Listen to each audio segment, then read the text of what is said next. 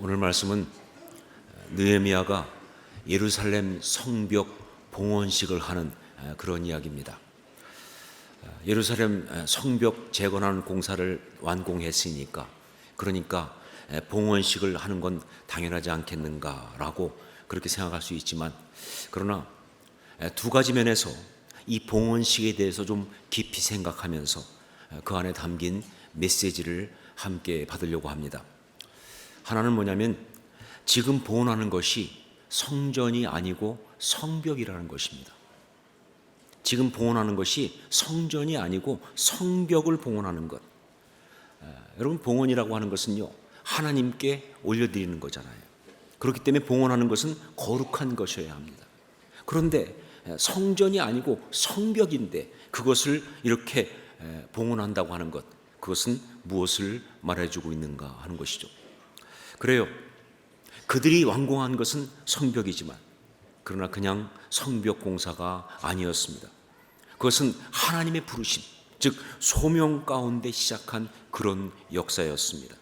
그리고 그것은 그냥 직접적으로 본다면 그냥 성벽에 불과하지만, 그러나 궁극적으로는 하나님의 공동체를 세우는, 하나님의 공동체를 온전히 지키는 그러한 하나님 나라를 세우기 위한 그런 건설이었습니다. 바로 그래서 봉헌을 하는 것입니다. 하나님의 사람이 소명과 사명 가운데서 그래서 이룬 그것은요, 그것이 무엇이든지 간에 그건 다 성전이다라는 그런 얘기죠. 비록 그것이 일상적인 것이라 할지라도, 그것이 그냥 어떤 그런 세상적인 건물이라 할지라도, 그것이 하나님의 뜻 가운데서, 하나님의 부르심 가운데서 그것이 사명이 되어서 그래서 그가 한 것이라고 한다면 그것은 바로 성전과 같은 것이다, 그런 메시지입니다. 또 하나는 바로 이 봉헌을 하는 시점이에요. 말씀의 흐름을 보면요, 지금 이 봉헌식을 하는 시점이 성벽을 완공하고 나서 바로 그 다음에 한 것이 아니에요. 성벽을 시작한 지 52일 만인 엘루월 25일에 완공을 했습니다. 그런데 그러고 나서는 사람들을 다 자기 기업으로 돌려보냈어요. 그리고 그 다음 달인 티슈리월 첫날에 다시 모여서 집회를 했습니다. 그리고 쭉 집회하다가 15일부터 21일까지 7일간은 초막절을 지켰습니다. 그리고 초막절을 지키고 끝난 것이 아니라 심하토라라고 하는 말씀의 축제 이틀을 더했어요. 그리고 이번에는 특별히 거기다가 하루를 더했습니다. 24일. 그것이 회개의 날이었습니다. 벌써 한 달 이상 지난 것이죠. 그리고 나서 이제 백성들 가운데 10분의 1을 뽑아서 특별히 예루살렘에 거하게 하면서 삶의 11조를 드리게 하고, 그리고 나서 이제 봉헌식을 하고 있는 것이다. 자, 이 봉헌식의 시점이 무엇을 말하고 있느냐? 그건 결국 이 봉헌식은 건축을 완공했으니까, 그러니까 그걸 기념하는 그런 예식으로 하는 것이 아니란 뜻이에요. 그것이 아니라 이것은 바로 뭐냐? 정말 이 성벽 건설하는 일이 단지 그냥 건축이 아니라 하나님의 아름다운 공동체를 세우기 위한 그런 것이기 때문에, 그래서 정말 성벽을 건설하고 나서 느헤미야가 그냥 건설만 한 것이 아니라 백성들에게 많은 영적인 어떤 훈련 프로그램을 하게 합니다. 바로 그 영적 프로그램 가운데 하나다, 그 말입니다. 기념식이 아니라 백성들한테 주는 영적 프로그램 가운데 하나다. 참다운 신앙이 되기 위한, 그야말로 성벽이라고 하는 이 그릇 안에 담을 진짜 아름다운 하나님의 공동체, 그 하나님의 백성이 되기 위한 영적 프로그램, 그 중에 하나가 바로 봉헌식이다, 그런 얘기죠. 그래요, 느헤미야는 지금 많은 통치자들이나 혹은 리더들이 하는 것처럼 자기가 그 성벽을 공사한 다음에 그 완공한 것을 스스로 기념하기 위해서 혹은 자랑하기 위해서 그래서 이 봉헌식을 하고 있는 것이 아닙니다. 그런, 정확히 말하면요, 그 사랑하는 유다 백성들한테 너무나 귀한 영적 선물을 주기 위해서 이걸 하고 있는 거예요. 정말 최고의 신앙의 아름다운 삶, 그것을 가르쳐주고 또 그것을 누리도록 하기 위해서, 그래서 봉헌식을 하고 있는 것이다. 왜냐하면요, 참 신앙의 삶은 정말 아름답고 행복한 그런 하나님의 사람들의 삶의 이야기는요, 한마디로 봉헌하는 삶, 그걸 사는 것이라고 말할 수가 있기 때문에 봉헌하는 삶을 사는 것이다. 그래요, 우리가 예수 그리스도를 주로 믿고 고백하는 순간 우리는요, 구원을 받았습니다. 하나님의 자녀가 되었습니다. 영생을 얻었습니다. 천국 백성이 되었습니다. 사망의 생명을 옮겼어요. 그런데 여러분, 그렇다고 해서 모두가 다 예수 그리스도를 믿고 구원받는 그 순간 다 천국으로 가는 것은 아니다 하는 것이죠. 이미 천국 백성이 되었지만, 하나님의 자녀가 되었지만, 그러나 예수를 믿고 난 다음에도 이 세상에 남아서 우리에게 주어진 그 시간 동안 하나님의 자녀로 이 세상을 사는 것이, 그것이 바로 우리의 삶의 이야기 아니냐 하는 것이죠. 자, 그렇다면 구원받은 자로 이 세상에 살아가면서 우리는 무엇을 어떻게 하며 살아야 할까? 그냥 정말 주님 앞에 갈 그 시간만 기다리면서, 세상을 떠날 그때만을 기다리면서 그냥 무력하게 시간 보내면서 살 것이냐? 절대로 그럴 수 없다는 것이죠. 비록 우리가 구원받는 순간 더 이상 우리는 세상에 사실은 미련이 없습니다. 세상에 의미가 없어요. 세상 것이 우리한테 그렇게 중요하지 않아요. 하지만 우리는 세상 모든 사람보다 훨씬 더 이 세상의 삶을 더 힘있게, 정말 아름답게 열심히 살아야 하는 거예요. 왜냐하면요, 우리한테는요, 예수 믿고 구원받는 순간 이제 세상 것이 의미가 없어지고 세상 것이 정말 아무런 우리한테 가치가 없지만, 그러나 우리한테는 바로 어떤 것이 주어졌느냐? 바로 주님으로부터 주어진 사명이 주어졌기 때문에, 구원받은 자로서 우리 주님으로부터 주어진 사명이 있기 때문에, 할 일이 있어서 우리 주님이 우리를 더 여기에 머물게 하시는 거예요. 왜 지금 더 여기 머물게 하느냐? 할 일이 있으니까. 하나님의 그 아름다운 역사를 세상 가운데 이루어가며, 그래서 정말 구원받을 영혼들을 더 많이 구원하며, 주의 복음을 더 아름답게 확장하며, 하나님 나라를 이 땅 가운데 정말 아름답게 세우기 위하여 그 일을 감당하라고 주께서 우리를 이 땅 가운데 더 살려두신 것이다 하는 것이죠. 바로 그 사명 때문에, 그 사명을 이루는 삶을 살기 위해서 우리는 정말 바울의 표현 그대로 정말 열심히 달려가듯이 삶을 살아야 하는 거라는 거죠. 그러므로 우리한테 반드시 있어야 할 것이 뭐냐? 우리 삶에, 그게 바로 봉헌식입니다. 봉헌식이 있어야 한다. 왜냐하면요, 말씀드린 것처럼 이 봉헌식이 뭐냐? 이것은요, 하나님께 사명을 받은 자가 그 사명을 완수하면서 올려드리는 예배이기 때문에, 그래서 우리한테 봉헌식이 필요한 거예요. 그러니까 여러분, 우리 삶 속에는요, 이 봉헌식이 계속 이어져야 합니다. 정말 크고 작은 봉헌식이 계속 이어지는 삶을 사는 거예요. 그게 신앙생활이에요. 그렇게 봉헌식이 이어지는 삶을 살다가, 그러다가 정말 이제 마지막에 주의 품에 안기면서 우리 삶의 최종적인 봉헌식을 하는 것, 그게 바로 그리스도인의 삶의 이야기가 아니겠느냐 하는 것이죠. 그게 우리가 살아가는 신앙의 모습이 아니겠는가? 참된 아름다운 신앙의 모습. 저는 바로 이런 신앙인의 삶의 모습을 오늘 말씀에 나오는 이 느헤미야 때의 하나님의 사람들의 모습을 보면서 헌신하는 신앙, 봉헌하는 삶이라고 하는 제목으로 그려봤습니다. 헌신하는 신앙, 봉헌하는 삶이라고 하는 제목으로 특별히 27절 말씀을 읽으면서 그런 그림을 그리게 되었습니다. 우리 27절 말씀을 함께 읽겠습니다. 같이 읽습니다. 예루살렘 성벽을 봉헌하게 되니 각처에서 레위 사람들을 찾아 예루살렘으로 데려가다가 감사하며 노래하며 제금을 치며 비파와 수금을 타며 즐거이 봉헌식을 행하려 하며. 저는 이 말씀을 묵상하면서 보통 묵상할 때 자주 그러는 것처럼 좀 더 깊은 묵상을 위해서 영어로 이 본문을 읽어보게 되었습니다. 그런데 영어로 이 말씀 읽는 가운데 여기 아주 반복되면서 굉장히 중요한 단어 하나가 제게 다가왔어요. 그게 바로 뭐냐면 dedication이라고 하는 단어입니다. dedication, 봉헌, 이렇게 번역될 수 있는 단어죠.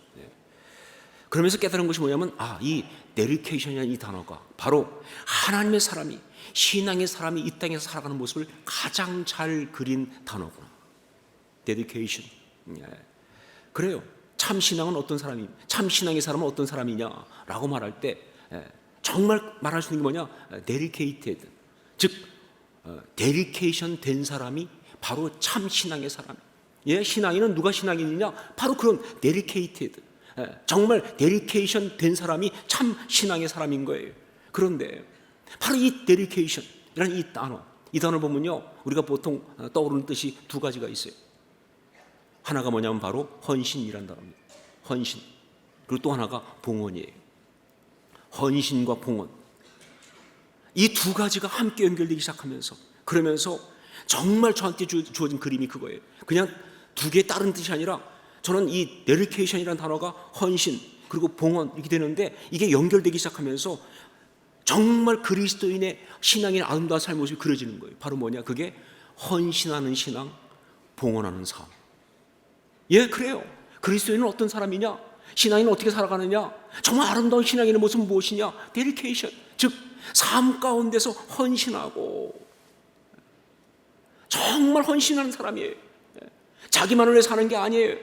자기 자신만을 위해 사는 것이 아니에요. 욕심을 채우기 위해서 혹은 어떤 상처 때문에 사는 것이 아니라 정말 주님께 헌신하면서 주님이 주신 그 사명의 생명까지 들어가면서 그렇게 헌신하는 그런 사람이 바로 그런 신앙인의 삶이에요. 그런데 뿐만 아니라 그렇게 헌신하면서 그 헌신의 결과를 가지고 삶 가운데 계속 주님께 그걸 올려드리는 봉헌식을 하는 사람들.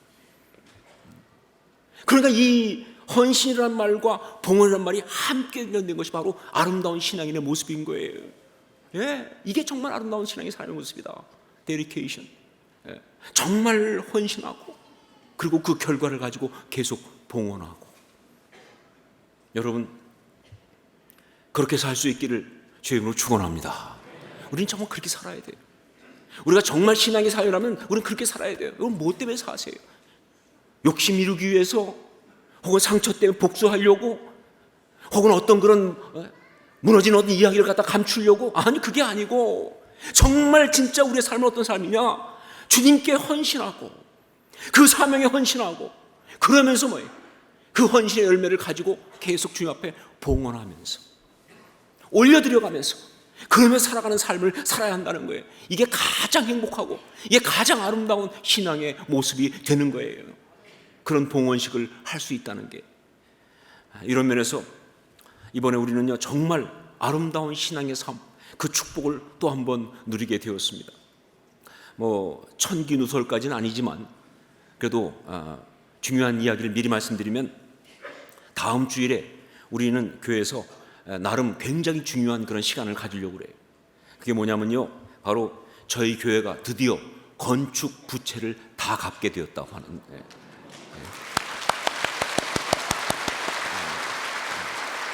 예, 멋있잖아요, 그렇죠? 예, 그 건축 부채를 10몇 년 동안 다 갚은 거예요. 예, 다 갚게 되었다는 건축 부채 상환 완료. 그런 시간을 가지려고 그래요. 얼마나 감격스럽습니까? 얼마나 좋아요. 그래가지고 저는 이걸 정말 의미 있게 지나가고 싶어서, 그래서 정말 의미 있는 시간을 가지려고 했는데, 근데 이게 또 쉽지 않더라고요.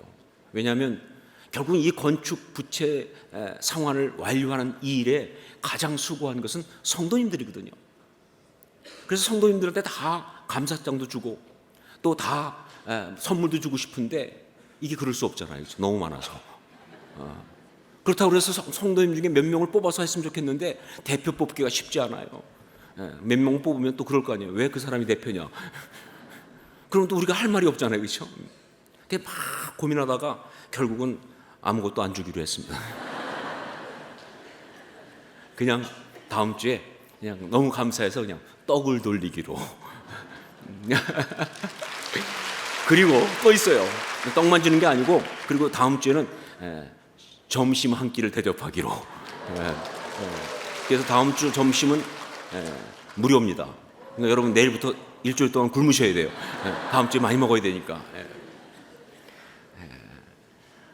그렇게 전략한 재정을 가지고 대신에 대외적인 아주 의미 있는 일을 우리가 좀 하려고 합니다. 왜냐하면 그것이 바로 모든 성도님들이 가장 기뻐하는 선물이 될 거라고 생각하기 때문에, 우리를 위해 쓰는 거 말고 정말 하나님 나라 위해서 또 귀한 일을 우리가 하겠다 하는 것이죠. 자, 그런데 이렇게 건축 부채를 다 갚았다는 것을 기억하고, 그리고 정말 축하하고 그 기념하는 그런 시간을 갖는 이유가, 사실은 그냥 우리가 빚 다 갚았으니까 우리 정말 잘했다라고 하려고만 하는 것이 아니에요. 거기에 더 특별한 이유가 있어요. 그건 바로 뭐냐? 진정한 의미에서 건축 부채를 다 갚은 그 순간이 우리 이 교회당의 헌당이기 때문에 그런 거예요. 보통 교회에서는요, 건축을 하게 되면요, 헌당을 할 때 빚이 있으면 헌당하지 않습니다. 아직은 끝난 이야기가 아니라는 거죠. 부채를 다 갚아야 헌당하는 거예요. 그렇게 본다면요, 정말 다음 주에 이제 부채를 다 갚은 그 시간은요, 어떤 면에서 우리 이 교회당의 진정한 헌당, 즉 봉헌의 시간이 될 거라는 것이죠. 예, 뭐 자세한 것은 다음 주에 보고하겠지만 정말 귀하고 아름다운 일을 한 것입니다. 교회를 건축하라는 그런 비전과 사명을 받고 정말 열심히 기도하면서, 전 들었어요.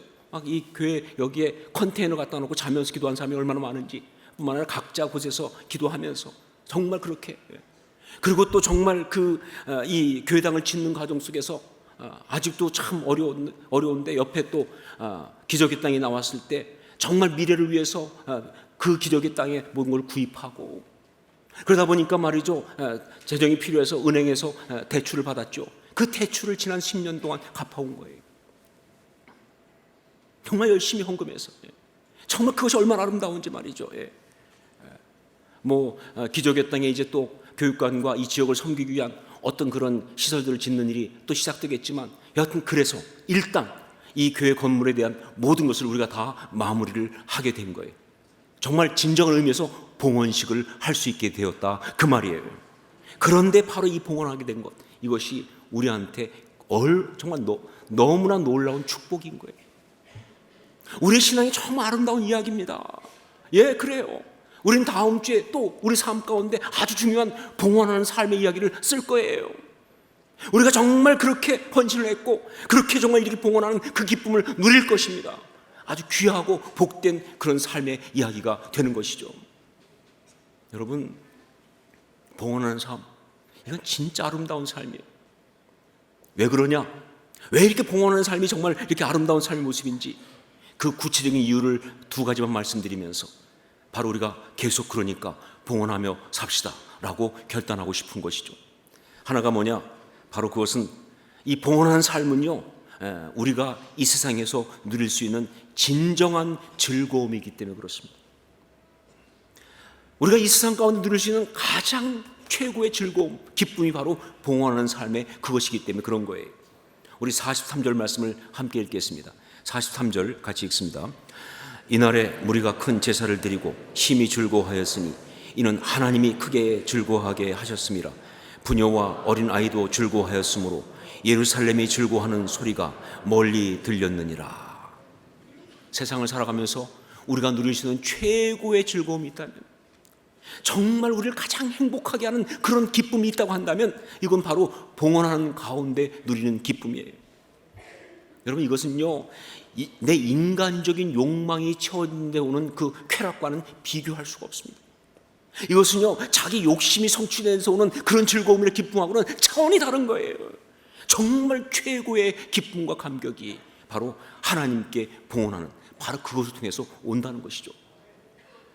이건 정말 질이 달라요. 이건 정말 차원이 달라요. 헌신하고 그 헌신의 결과를 가지고 봉헌하는 이 기쁨은요, 세상의 기쁨과는 다른 기쁨이에요. 바로 이것은요, 성경이 말하는 그 기쁨, 히브리어로 말하면 심하라는 단어죠. 이건 다른 단어예요. 세상의 기쁨이 아닙니다. 하늘의 기쁨이에요. 심하. 헬라어로 말하면 카라란 말이죠. 정말 기가 막힌 단어, 카라. 바로 이 심하 혹은 카라와 같은 바로 그 기쁨이에요. 우리를 진정으로 행복하게 하는 축복이라는 것이죠. 특히 이 봉헌하는 삶에서 오는 기쁨이 세상과 정말 다른가? 이유는 뭐냐? 그건 바로 이 즐거움, 이 기쁨에는 후유증이 없다는 거예요. 세상의 즐거움, 세상의 기쁨의 가장 큰 문제는요, 그것 자체가 뭐 크지도 않은 것도 문제가 있지만 진짜 문제는 뭐냐면요, 후유증이에요. 그 기쁨과 즐거움 다음에 찾아오는 허탈감이, 그 다음에 오는 그 빈 공간이, 이게 문제가 돼요. 그야말로 축제가 끝난 다음 그거라고요. 그러니까 사람들이 정말 그 어떤 기쁨을 느꼈으면 그 다음에 찾아오는 그 허탈감과 어떤 그 허전함이 문제가 되니까 이걸 채우려고 더 노력을 해서 더 큰 기쁨을 찾는 것이죠. 그래서 벌어지는 사탄이 뭐냐? 그래서 벌어지는 문제가 뭐냐? 그게 바로 중독이라는 거 아닙니까? 중독은 그게 중독이죠. 세상의 즐거움의 문제입니다. 그런데 봉헌하는 삶에서 오는 기쁨은요, 절대 그렇지 않습니다. 이 기쁨에는요 후유증이 없어요. 그 뒤에 따라오는 허탈감이라든가 어떤 공허함이 있을 수가 없어요. 오히려 더욱더 큰 기쁨이 충만하게 채워진다는 것이죠. 왜 그러냐? 이유가 있어요. 그 이유는 바로 이 봉헌하는 삶, 그것이 그렇게 아름다운 것이 되는 두 번째 이유가 그것입니다. 자, 봉헌하는 삶이 정말 아름다운 이유가 뭐냐? 또 한 가지, 그것은 바로 하늘 창고에 그 아름다운 것을 쌓는 것이기 때문에, 하늘 창고에 그 아름다움을 쌓는 것이기 때문에. 우리 44절 말씀을 함께 읽겠습니다. 44절 같이 읽습니다. 그날에 사람을 세워 곳간을 맡기고 제사장들과 레위 사람들에게 돌릴 것, 곧 율법에 정한 대로 거제물과 처음 익은 것과 11조를 모든 성읍밭에서 거두어 이 곳간에 쌓게 하였노니 이는 유다 사람이 섬기는 제사장들과 레위 사람들로 말미암아 즐거워하기 때문이라. 예, 여기 봉헌식을 하고 있는 유다 사람들이 정말 즐거워한 이유는 뭐냐? 바로 그 거제물과 첫 열매와 11조를 성전의 곳간에 쌓는 것, 바로 그것 때문이다. 정말 그래서 제사장과 레위인들을 섬길 수 있도록 그렇게 성전 곳간에다가 쌓는 그 즐거움이 바로 그들 가운데 있는 정말 막을 수 없는 즐거움이에요. 그런데 여기 이 곳간, 성전 곳간은 뭘 말하느냐? 영적으로, 예, 이것은 하늘 창고를 말합니다. 여러분, 봉헌하는 것은요, 이 땅에서 벌어지는 이야기지만 이 땅의 이야기가 아닙니다. 하나님 앞에서 하는 거니까. 그러니까 이 땅에서 하지만 이 땅 가운데 쌓는 것이 아니에요. 하늘 창고에 쌓는 거예요. 하늘의 역사가 되는 것입니다. 그래서 봉헌하는 삶에는요 후유증이 없는 거예요. 그 즐거움이 절대 쇠하지 않는 것입니다. 봉헌하고 나서 허전하지 않아요. 허무하지 않아요. 오히려 정말 형언할 수 없는 기쁨이 계속 이 속에서 차오르는 거예요. 왜? 하늘에 쌓으니까 말이죠. 여러분, 우리가 정말 쇠하지 않는 그런 아름다운 신앙생활을 하기 원한다고 하면, 이 땅에서 그런 삶을 살기 원한다고 한다면요, 바로 이렇게 하늘 곳간에 쌓는 것을 쌓는 그런 삶을 살아야 합니다. 세상에서 없어지고 말 것, 그거 쌓는 건요, 그건 정말 절망과 허물을 피할 수가 없어요. 우리 많이 보잖아요. 세상적으로 많이 성공한 사람들, 엄청난 부를 모은 사람들, 없는 대단한 어떤 그런 명예를 얻은 사람들, 그러나 그 사람들이 죽을 때, 그 사람들이 이 땅을 떠날 때 얼마나 허무합니까? 얼마나 허전합니까? 이 땅에서 그냥 사라지는 것은요 절대 궁극적으로 그렇게 아름다울 수가 없어요. 정말 쇠하지 않는 아름다움은 뭐냐? 여기다 쌓는 것이 아니라 하늘에 쌓아야 돼요. 하늘 창고에다 쌓는 거예요. 그렇죠? 그런데 바로 하늘 창고에 쌓는 것, 그게 뭐냐? 그게 바로 봉헌하는 삶이라는 거예요. 그래서 봉헌하는 삶은 절대 쇠하지 않는 아름다움, 그런 삶이라는 것이죠. 이것을 다른 식으로 표현한다면요, 봉헌하는 삶은요 우리의 영적인 이력서에 기록되는 우리의 영적 경력이 된다는 것입니다. 우리 영적 이력서에다가 기록하는 우리 영적 경력, 그게 바로 봉헌하는 삶의 이야기가 되는 거예요. 그러니까 여러분, 다음 주에 이제 우리 호산나 교인들은요 영적 이력서에 한 줄 더 쓸 것이 생겼어요. 뭐예요?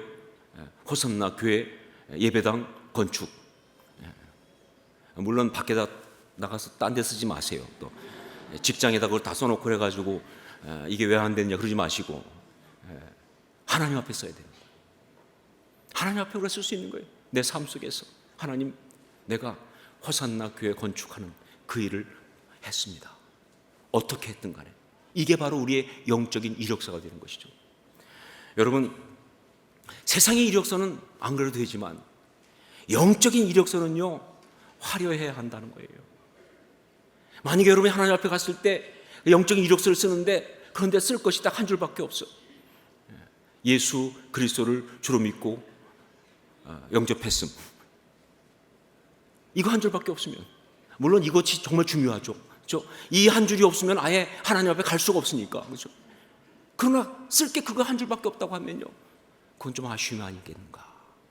정말 하나님을 기쁘시게 하고 정말 하나님께 영광 돌리기 위해서는요, 예, 거기에 기록될 영적인 이야기가 많아야 된다 그 말입니다. 전 정말 여러분 거기에 가득히 쓸 수 있기를 주님을 축원합니다. 근데 그 이야기는 전부 다 뭐냐? 바로 내가 이 삶 가운데 드린 봉헌식 이야기예요. 어떤 사명을 받고 정말 힘들지만 순종함으로 그 일을 감당해서 이렇게 이루었습니다. 어떤 이야기 가운데 정말 어떤 상황 가운데 힘들었지만 주의 뜻 가운데 견디면서 이렇게 감당했습니다. 봉헌식 드린 모든 이야기는 우리 영적 이력서에 다 들어가는 거예요. 그게 정말 중요하다는 것이죠. 헌신하는 신앙, 봉헌하는 삶, 그런 삶을 살 수 있기를, 모두가 다 그런 삶을 살 수 있기를 주의 이름으로 축원합니다. 이게 바로 정말 우리의 모습일 수 있기를, 이것이 우리 삶의 이야기일 수 있기를, 세상 사람이 다 이해하는 그런 우리의 모습일 수 있기를, 무엇보다 우리 하나님께서 보시는 그런 삶의 모습일 수 있기를. 어떻게 살았니? 그러면 헌신하면서 봉헌하면서 살았습니다. 그렇게 될 수 있기를.